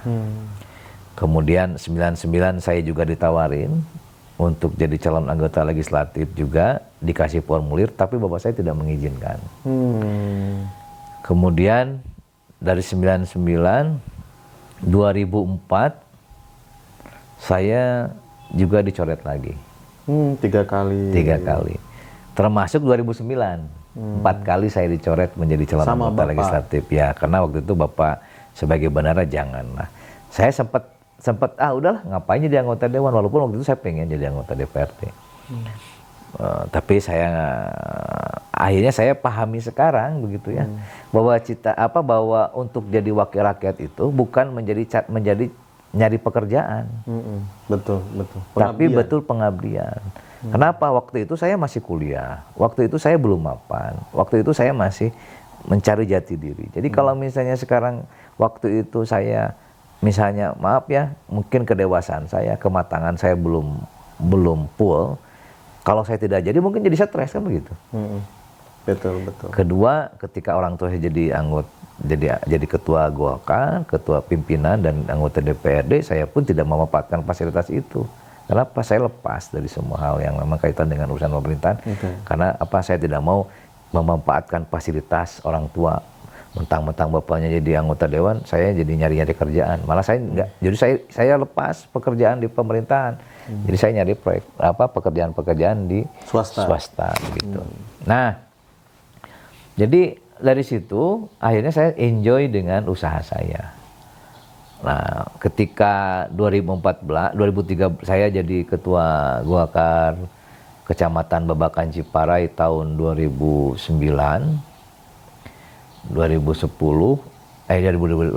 saya jadi ketua Golkar Kecamatan. Saya banyak bergerak untuk mengumpulkan masyarakat, mengedukasi masyarakat dengan keterbatasan saya. Saya nggak punya duit gitu kan. Bahwa perjuangan ini adalah perjuangan memang tidak bisa instan. Ketika kita ingin menjadi seseorang itu kan semuanya juga tidak bisa instan. Dan tidak semuanya memang bisa dibayar dengan uang. Karena ada teman saya juga habis-habisan mengeluarkan uang tapi tidak jadi juga kan begitu. Nah, saya dengan segala keterbatasan saya coba berkomunikasi, berkoordinasi, rapat dan segala macam, mengumpulkan orang, membuat sebuah membuat sebuah kegiatan dan sebagainya. Ya alhamdulillah memang hasil saya 2013 itu sudah tidak mau untuk jadi anggota dewan. Udahlah, udah nggak mau lah, mending usaha aja. Karena dicoret terus ya. Tapi ketika 2013 orang tua saya waktu itu anggota dewan, udah cobain aja. Akhirnya 2013 saya coba maju, mau mengisi formulir begitu ya, formulir untuk jadi anggota dewan. Dengan keterbatasan saya tidak punya uang, saya tidak punya modal, dan ya qadarullah, saya hanya punya modal sosial yang sudah saya tanam dari tahun 2010 karena saya adalah ketua Karang Taruna Kecamatan Nubakan Ciparai. Saya berupaya untuk selalu silaturahmi dengan berbagai orang. Dengan dengan menyiapkan bahwa punya uang atau tidak. Tapi saya berupaya untuk menyapa warga, saya mencoba untuk ikut setiap kegiatan sosial. Itu seperti itu. Jadi 2014 saya bertarung begitu kan dengan senior-senior, bahkan saya waktu itu adalah sebagai anak ketua DPD Golkar. Tapi urut saya nomor 5 waktu itu. Oh, nomor 5 ya? Ya, tidak, walaupun saya anak ketua partai, saya tidak diberikan nomor urut 1. Itu pesaing di partai sendiri siapa aja waktu itu di Dapilna? Nah, di partai itu senior-senior yang sudah beberapa kali nyalon lah waktu itu ya. Yang ada petahana tidak? Oh, tidak ada. Kebetulan petahana orang tua saya. Oh, nah, Papa aja saya. Ya, orang tua saya petahana, tapi orang tua saya ketika nyalon wakil wali kota kalah, pencalonannya dipindahkan ke SMS begitu. Dan qadarullah, tim sukses Bapak pun waktu itu orang tua saya tidak menjadi tim sukses saya. Mang Haji bikin sendiri tim sukses? Saya bikin sendiri dan bahkan mungkin berpikir Ijal nggak ada uangnya gitu kan, seperti itu. Jadi saya mungkin boleh katakan saya paling irit lah dalam berkompetisi di tahun 2014. Tapi orang menyangka, wah saya bagi-bagi duit dari mana gitu. Dan qadarullah saya sudah 2 periode ini saya tidak melakukan itu. Jadi saya mencoba mengedukasi masyarakat bahwa ini adalah suara Anda 5 menit di TPS adalah 5 tahun ke depan. Jadi saya selalu berupaya bahwa dalam pemilihan ini bukan nilai uang, tapi nilai komitmen yang harus kita bangun dalam 5 tahun ke depan. Jadi kalau kita berbicara nominal, kita berbicara pragmatis, maka permasalahan selesai di hari itu. Dan saya coba membangun sebuah komunikasi, saya menjamin sebuah mindset kepada masyarakat bahwa saya turun ke sini bukan untuk hari ini, tapi untuk 5 tahun ke depan. Betul. Sehingga apa? Masyarakat sekarang ini kan mencoba misalnya pragmatis, nggak bawa apa-apa, nggak segala macam, ya mangga. Saya ketika saya datang ke masyarakat, saya hanya minta doa, saya hanya minta dukungan. Saya bukan berarti take and give, misalnya saya kasih uang atau saya kasih sembako, mereka milih saya. Saya nggak mau begitu. Tapi saya mencoba turun ke masyarakat dengan apa adanya. Kalau kerasa program saya, kalau kerasa kedekatan saya, ya pilih saya. Tapi kalau tidak, ya jangan. Kalau tidak ada kemaslahatan, tidak ada kebermanfaatan, kalau saya ada maslahatnya jangan. Tapi kalau ada kebermanfaatan, mangga. Kenapa? Saya selalu menyampaikan kepada masyarakat, ayo sama-sama kita mau untuk hari itu atau untuk 5 tahun ke depan. Kalau mau 5 tahun ke depan, jadi nanti kalau Bapak Ibu milih saya, kalau Bapak Ibu percayakan suara Anda kepada saya, maka kalau Bapak Ibu membutuhkan sesuatu, berbicara sesuatu untuk kepentingan warga masyarakat, saya akan bantu. Karena saya mengedukasi masyarakat. Kalau saya misalnya membayar ibu bapak baik dengan uang atau sembako, ketika suatu saat ibu bapak percaya mau butuh ke saya tinggal bilang, kan sudah dibayar. Ngapain minta lagi tolong ke saya? Betul. Seperti itu. Nah, itulah yang memang harusnya dilakukan oleh semua orang kaitan dengan pemilihan ini gitu ya. Bahwa edukasi terhadap masyarakat, mindset masyarakat. Karena apa? Kalaupun toh sekarang dengan menggunakan hal yang seperti itu, mereka berpikir milih mah koma orang gitu kan, tidak efektif juga. Tapi kalau sentuhannya hatinya tertentu, kemudian masyarakatnya juga percaya, akhirnya apa? Oh iya, saya butuhnya Rijal itu bukan untuk hari ini saja gitu, tapi untuk 5 tahun ke depan. Betul, betul. Tapi kalau butuh hari ini saya bisa saja. Berapa kita transaksi kan begitu. Tapi kan itu sama dengan nyogok lah, Betul, begitu ya. betul. Saya Money tidak ingin lah politik. money politik. Nah ini saya berupaya bagaimana masyarakat ini lebih cerdas, lebih pintar begitu ya, lebih ini lagi untuk menentukan posisi, karena sikap ataupun juga di bilik suara itu hanya 5 menit untuk 5 tahun ke depan itu adalah menentukan nasib. Betul, betul. Kalau kita sekarang hanya dikasih sembako mungkin sehari itu habis. Kita dikasih uang sehari itu juga habis. Tapi bagaimana nasib kita ke depan seperti apa, sehingga kadangkala saya menyatakan alhamdulillah saya selama 2 periode tidak banyak yang datang ke saya. Tidak banyak yang nagih ke saya karena saya tidak pernah janji. Apalagi tadi berkenaan dengan setiap saya kunjungan segala macam, mana yang merahnya, mana yang birunya. Oh jangan. Ibu atau bapak mau itu atau mau 5 tahun ke depan. Nah ketika pola pikir mindset masyarakat dibuat seperti itu, akhirnya berpikir, oh iya, kita kan bukan untuk hari ini, tapi 5 tahun ke depan kita punya sebuah pemikiran bahwa masyarakat itu harus dicerdaskan dengan hal-hal yang seperti itu. Sehingga saya kan kehidupan saya biasa-biasa saja. Kenapa?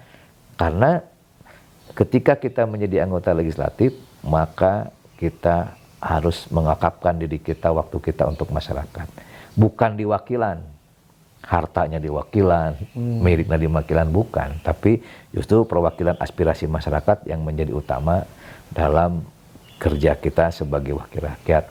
Apalagi kita sudah disumpah harus mementingkan kepentingan masyarakat, kepentingan pribadi, ataupun juga golongan. Itu yang memang selama ini alhamdulillah qadarullah, karena jabatan adalah amanah, jabatan adalah titipan, dan jabatan bukan segala-galanya. Suatu saat bisa dicabut oleh Allah ketika memang kita tidak benar. Gitulah. Oke.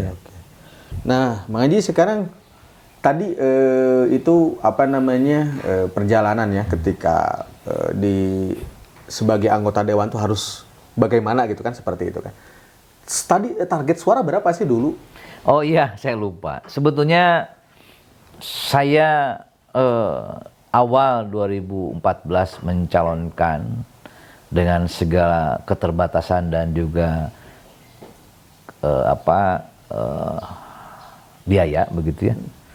Saya hanya coba ikhtiar. Memang target sih tinggi ya, kurang lebih pinginnya waktu itu 10.000 lah ya. 10.000 sampai 15.000, bahkan tim saya waktu itu mentargetkan untuk di kecamatannya saja bisa 5.000 lah gitu. Kemudian saya waktu itu kan hanya ada di 5 kecamatan, dan saya fokus di Bacip yang sudah saya kerjakan. Jadi ketika saya jadi ketua Golkar kecamatan, saya diperintah oleh DPD Golkar untuk melaksanakan karakter des. Konsolidasi dan karakter des. Apa karakter des itu? Jadi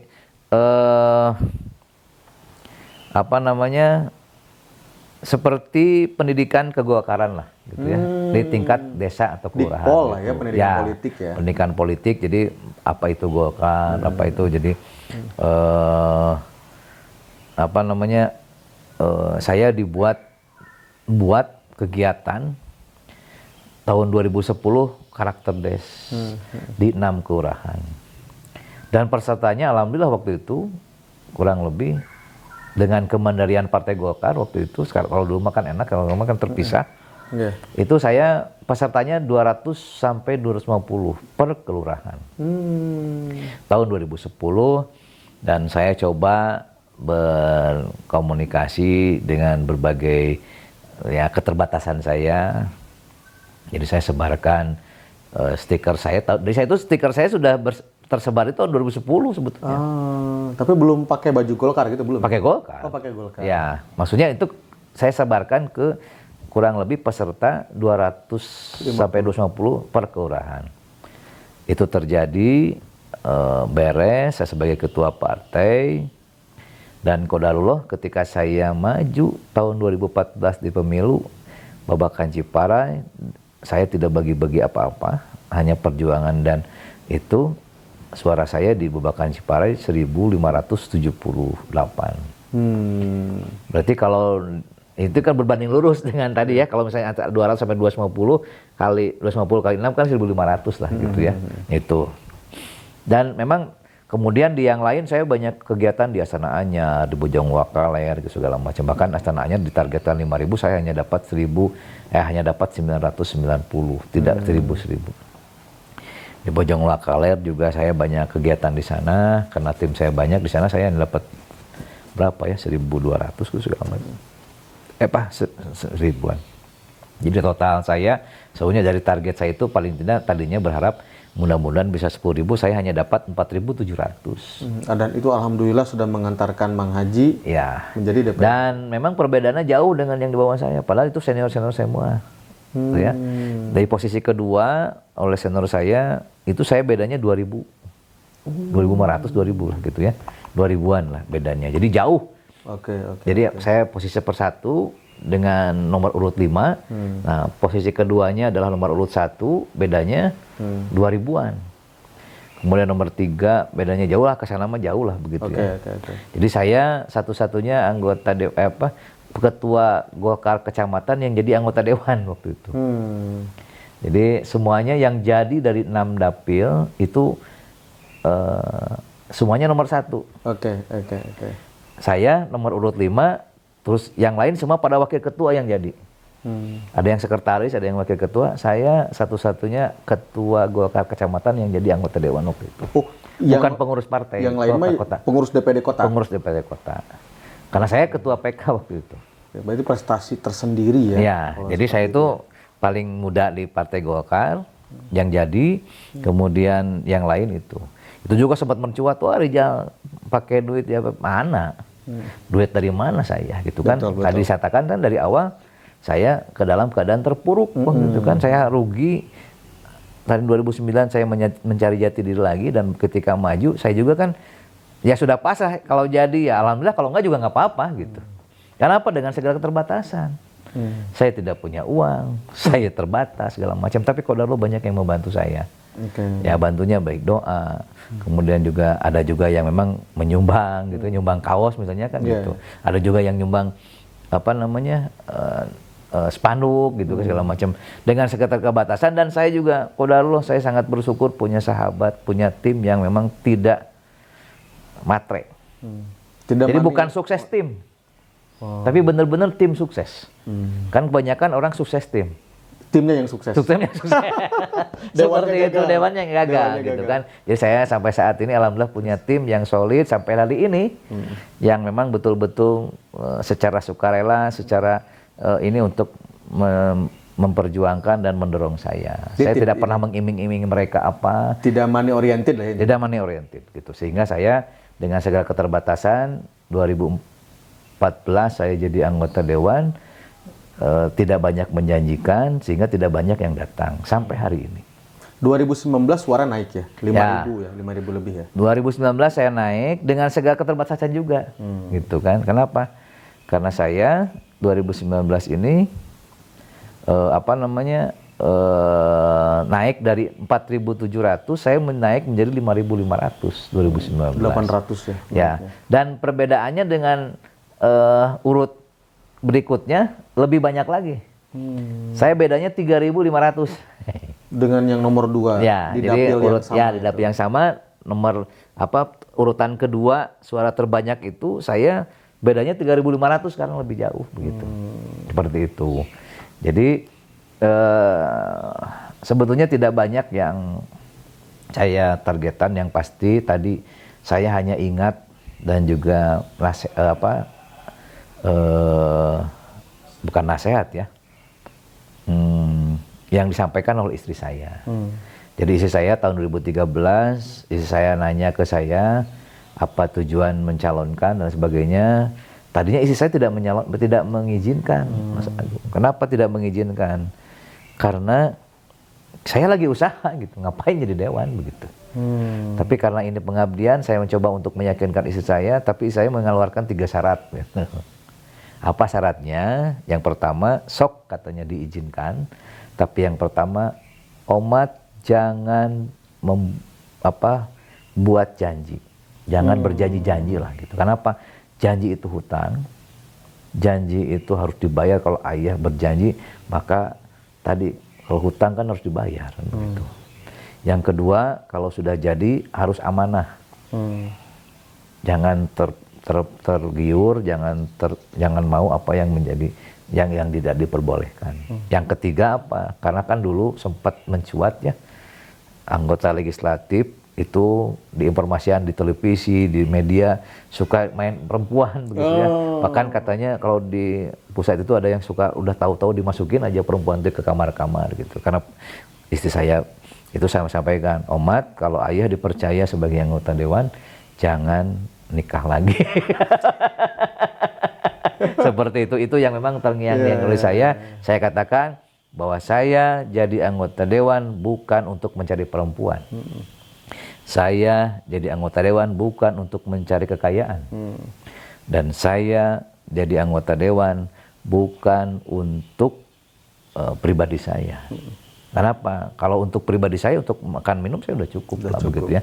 Tapi makanya saya selalu berupaya kebermanfaatan saya terasa, kebermanfaatan saya ada manfaatnya buat warga masyarakat, sehingga tadi bicara hal yang tadi itu menjadi amanat saya yang harus saya pegang, gitu kan.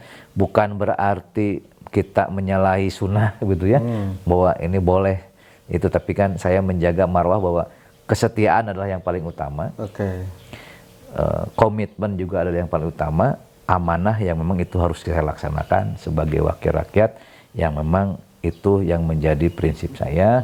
Terutama tadi saya juga kadang sekarang setelah jadi diamanatkan tidak berpikir dia milih saya atau tidak. Ketika dia butuh bantuan, ya saya harus bantu kan begitu. Walaupun ada tim saya juga, kalau misalnya ada yang minta bantuan ke saya, dia berpikir, wah tong dibantuan, dia mah golongan ini, dia mah itu, dia itu. Saya nggak berpikir begitu. Selama saya dibutuhkan oleh masyarakat, ya mah nggak. Urusan pilihan tergantung hati nurani masing-masing kan begitu. Karena saya tidak berpikir ke sana, yang penting paling tidak saya bisa berbuat masyarakat, dirasakan oleh masyarakat, dan dibutuhkan oleh masyarakat. Terlepas banyak yang berkata, Mang Haji itu mah jangan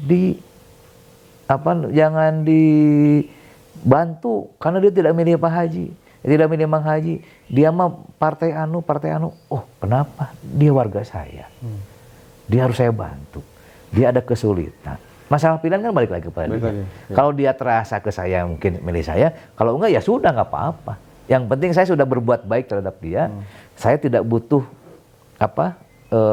dia membalas saya. Yang pasti kebermanfaatan saya dirasakan oleh warga masyarakat. Itu saja prinsipnya saya itu. Jadi sehingga saya sekarang turun juga di daerah saya di sini. Dulu tidak banyak yang milih saya di sini. Padahal saya warga sini. Saya akhir di sini. Saya rumahnya di sini.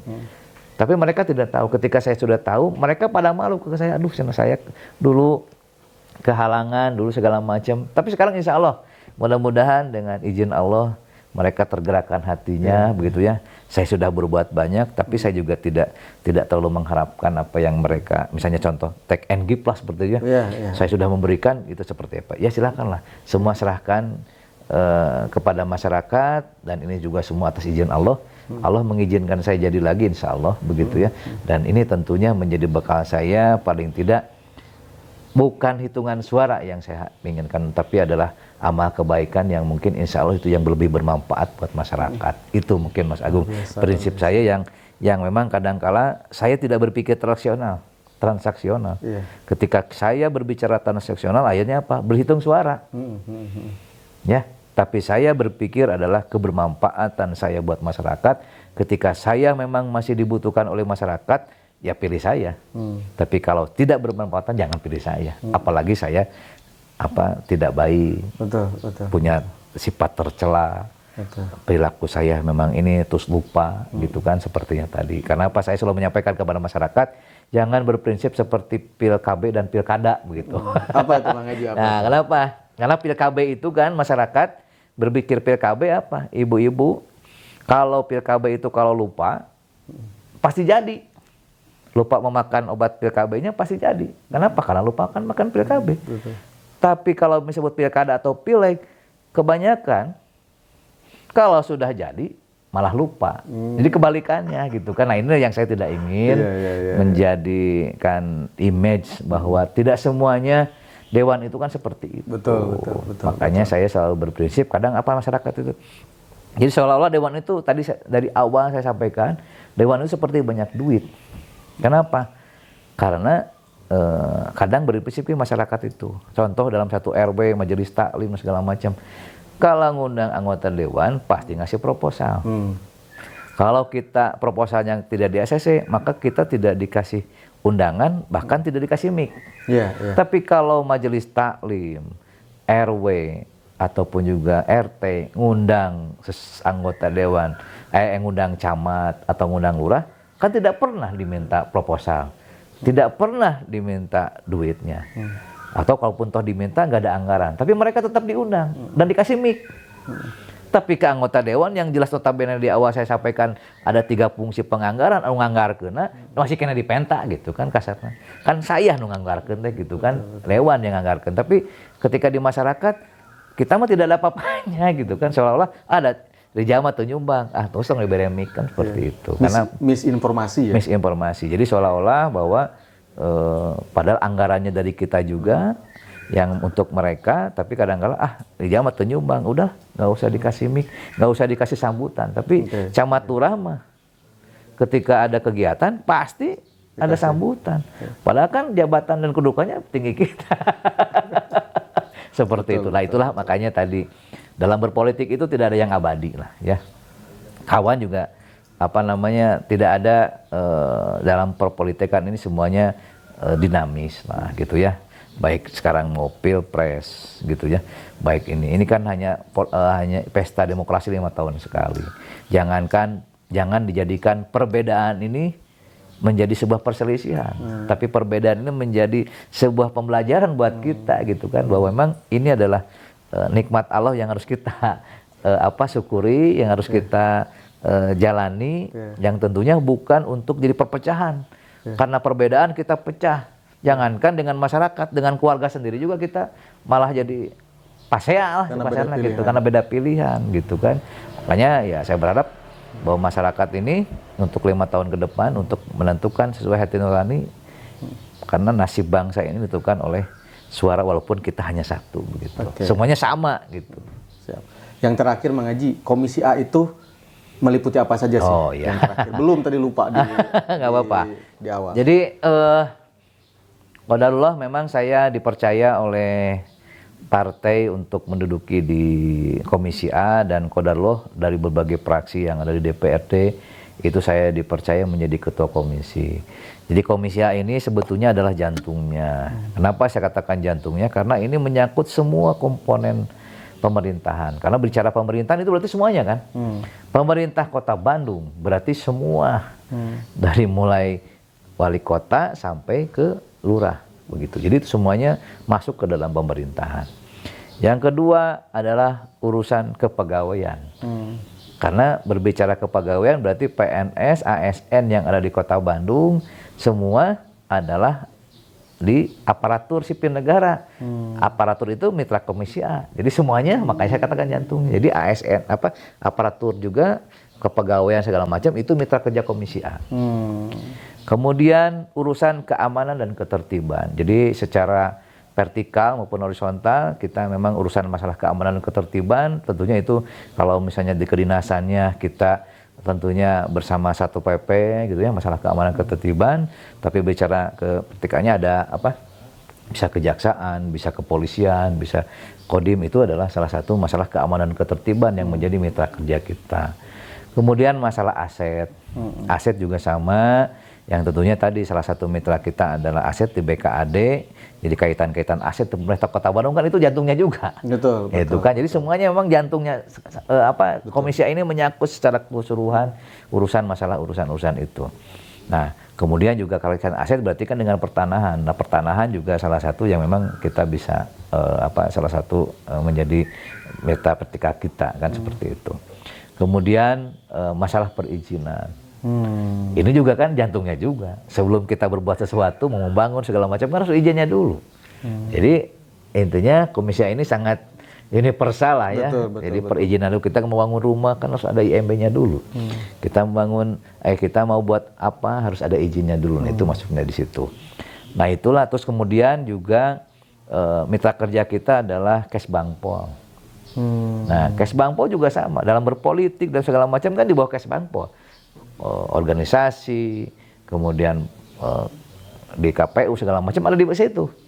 Dalam konteks ini kan juga komisi A lagi yang memang bergerak urusan masalah itu. Kemudian mitra kerja kita adalah Dinas Komunikasi dan Informasi, Diskominfo. Ini kan yang memberikan informasi terhadap semua kan. Humas ya berarti. Jadi bukan humas tapi Kominfo. Jadi komunikasi dan informasi gitu. Jadi itu juga ada di kita. Kemudian masalah kerjasama daerah. Itu juga di komisi A. Jadi kalau misalnya kita mau kerjasama dengan yang lain, dengan negara lain, dengan provinsi yang lain, itu juga di komisi A gitu. Jadi komisi A ini sangat universal. Jadi urusan masalah kerjasama baik B2B atau G2B itu juga melibatkan komisi A dalam rangka untuk melihat sampai sejauh mana kebermanfaatan untuk Kota Bandung. Misalnya contoh dengan Australia, dengan Korea, dengan segala macam, memang jadi sister city. Kota Bandung itu juga merupakan di komisi A. Termasuk Bapelitbang, termasuk inspektorat. Kenapa inspektorat? Karena tadi yang mengawasi dan ini kaitan dengan administrasi di pemerintah Kota Bandung itu inspektorat. Lihat benar gak pelaksanaan itu, ya, hampir sama dengan tugas dari komisi A. Itu yang memang termasuk hukum. Nah, hukum kan jelas merupakan pegangan kita dalam melaksanakan sebuah kegiatan. Itulah makanya saya katakan, kenapa saya dikatakan ini adalah jantungnya, karena itu semuanya di kita gitu. Jadi saya kaitan aparaturnya, kaitan urusan masalah hukumnya, kaitan masalah pemerintahannya, dan terakhir urusan masalah kependudukan. Jadi Dinas Kependudukan itu mitra komisi A. Kenapa? Administrasi kependudukan itu kan jantung juga. Kita bisa diakui sebagai warga negara, kita bisa diakui dalam suatu wilayah karena apa? Ada KTP, ada KK. Kalau misalnya kita tidak punya KTP, tidak punya KK, kita tidak bisa buat paspor. Kita tidak bisa ke rumah sakit, kita tidak bisa sekolah, termasuk akte kelahiran. Itu kan di bagian dari kependudukan. Jadi kalau misalnya itu tadi semuanya tidak punya administrasi atau identitas kependudukan, maka kita tidak bisa diakui orang mana gitu. Tapi ketika kita punya identitas dari kependudukan, minimal punya KTP dan KK, maka kita akan mengetahui bahwa kita ini penduduk di wilayah mana, termasuk lahir di mana lah gitu Mas Agung. Jadi kalau secara keseluruhan jelas-jelas bahwa komisi A ini sangat universal, jantungnya begitu kan, sehingga kita bisa masuk ke mana-mana saja. Itulah mungkin barangkali Mas Agung. Luar biasa. Ini sebenarnya kalau tidak keterbatasan waktu masih banyak yang bisa digali dari Mang Haji. Luar biasa lah. Luar biasa nih, bisa sampai sejam setengah kemungkinan ini ya. Mang Haji, untuk yang terakhir mungkin closing statement dari Mang Haji kepada sahabat-sahabat ngopi. Monggo Mang Haji. Ya, baik. Sahabat-sahabat ngopi yang saya hormati dan saya banggakan, alhamdulillah hari ini saya bisa berbagi inspirasi yang mudah-mudahan tadi ada beberapa hal yang memang menjadi catatan, ada beberapa hal yang memang mungkin bisa menjadi inspirasi bagi sahabat-sahabat ngopi, di mana tadi ada hal beberapa yang saya sampaikan dari mulai cerita spiritual saya, kinerja saya dan lain sebagainya, itu yang memang kira-kira mudah-mudahan bisa menjadi penyemangat, bisa menjadi sebuah inspirasi yang mudah-mudahan yang baiknya bisa dicontoh lah begitu. Kenapa?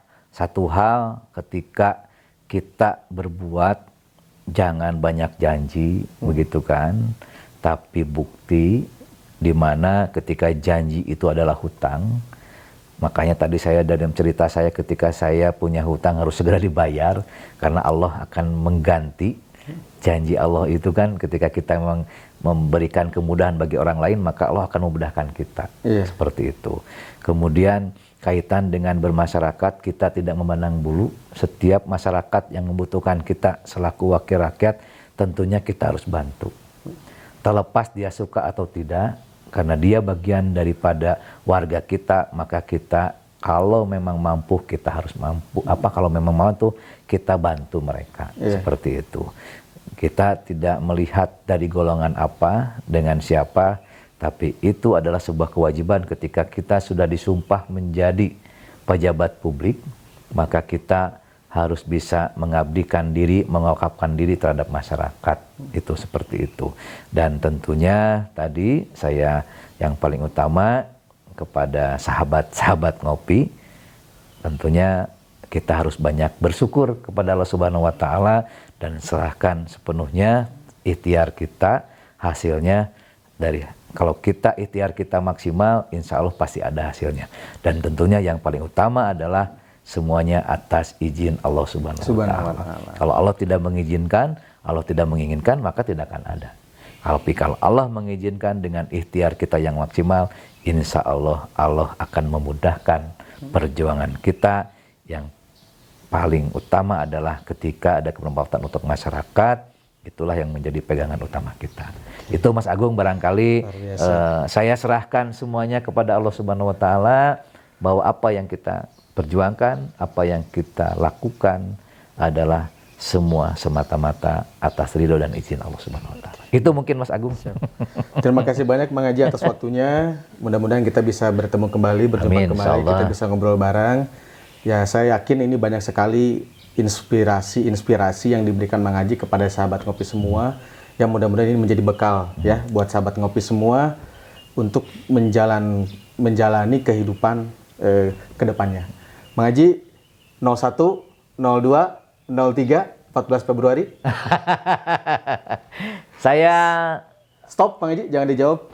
Nanti tunggu di bilik suara. Sekian dari kami. Wal minkum. Wallahul muwaffiq ila aqwamit thoriq. Wassalamualaikum warahmatullahi wabarakatuh. Waalaikumsalam warahmatullahi wabarakatuh. Mang Haji, aduh.